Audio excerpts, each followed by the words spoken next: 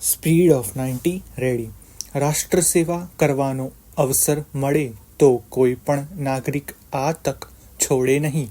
આવી જ તક વડાપ્રધાન શ્રી નરેન્દ્રભાઈ મોદીએ ભારત દેશના લોકોને આપી છે.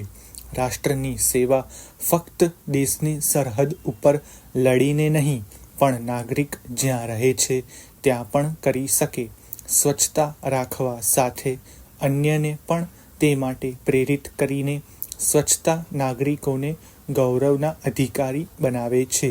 નાગરિકોના સુવાંગ આરોગ્યની કામના સાથે વડાપ્રધાનશ્રીએ વધુ એક રાષ્ટ્રીય અભિયાનનું આહ્વાન કર્યું છે, અને તે છે હમારા શૌચાલય હમારા સમ્માન અભિયાન.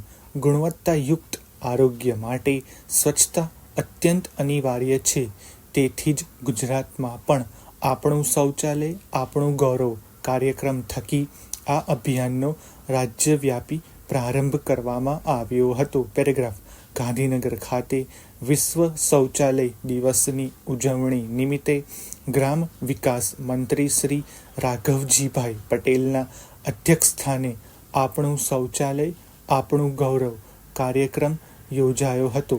આ કાર્યક્રમ દરમિયાન મંત્રીશ્રીએ ગુજરાતમાં હમારા શૌચાલય હમારા સમ્માન અભિયાનનો રાજ્યવ્યાપી પ્રારંભ કરાવ્યો હતો. પેરેગ્રાફ. સ્વચ્છતા ઉપર ભાર મૂકતા ગ્રામ વિકાસ મંત્રી શ્રી રાઘવજીભાઈ પટેલે જણાવ્યું હતું કે ભારતના તમામ ગામડાઓ વધુમાં વધુ સ્વચ્છ બને, દરેક ગામડામાં ઘન કચરાનો યોગ્ય નિકાલ થાય, સુદૃઢ ગટર વ્યવસ્થા હોય અને સ્વચ્છતા થકી નાગરિકોના આરોગ્યને વધુમાં વધુ ગુણવત્તાયુક્ત બનાવવાના હેતુથી દીર્ઘદ્રષ્ટા વડાપ્રધાન શ્રી નરેન્દ્રભાઈ મોદીની પ્રેરણાથી હમારા શૌચાલય હમારા સમ્માન અભિયાન શરૂ કરવામાં આવ્યું છે. પેરેગ્રાફ.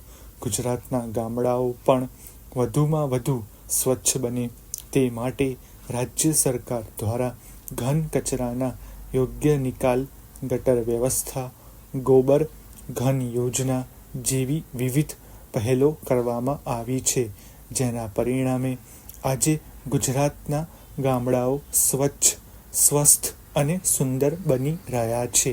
ગામડાઓમાં પણ આજે ઘરે ઘરે કચરો એકત્રિત કરવા માટેની ગાડીઓ પહોંચી રહી છે, અને ગામડાના નાગરિકોનો પણ તેમાં યોગ્ય સહયોગ જોવા મળી રહ્યો છે.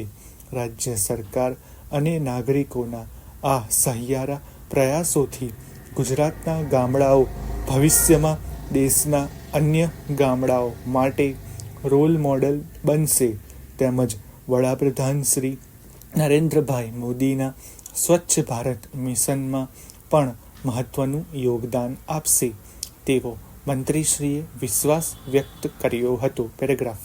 દેશના ગામડાઓને વધુ સ્વચ્છ અને સ્વસ્થ બનાવવા માટે વડાપ્રધાન શ્રી નરેન્દ્રભાઈ મોદીની પ્રેરણાથી દેશભરમાં તારીખ 19 નવેમ્બરથી હમારા શૌચાલય હમારા સમ્માન અભિયાનનો પ્રારંભ કરવામાં આવ્યો હતો, જે અંતર્ગત ગુજરાતમાં પણ અભિયાનનો પ્રારંભ થયો હતો. આગામી 10મી ડિસેમ્બર સુધી ચાલનાર આ અભિયાન અંતર્ગત રાજ્યભરમાં સફાઈલક્ષી વિવિધ કાર્યક્રમોનું આયોજન કરવામાં આવશે. પેરેગ્રાફ.